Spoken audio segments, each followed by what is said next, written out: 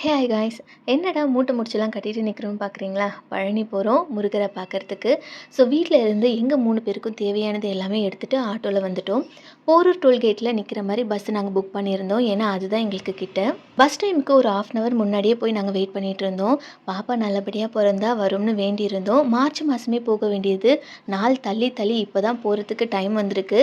நம்ம மட்டும் நினச்சா போதுமா? அந்த முருகரும் நினைக்கணும் இல்லையா? ஸ்லீப்பர் பஸ் தான் புக் பண்ணியிருந்தோம். நாங்கள் நினச்சத விட ரொம்ப நல்லா இருந்துச்சு. பாப்பாக்கும் கம்ஃபர்டபுளாக இருந்துச்சு. அவளும் ஜாலியாக விளையாடிட்டு இருந்தா.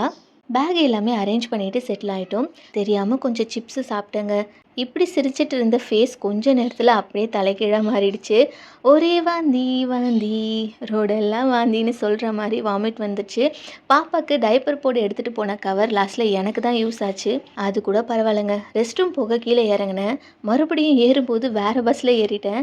அந்த டிரைவர் இந்த பஸ்ஸு இல்லைம்மான்னு சொல்ல, அப்புறம் பஸ் நேமை பார்த்து ஏறலான்னு போனால், நீ இப்படி பண்ணுவேன்னு எனக்கு ஃபஸ்ட்டே தெரியும், அதனால தான் நான் வெளியே நிற்கிறேன்னு ஜெகதீஷ் வெளியே நின்றுட்டு இருந்தாங்க.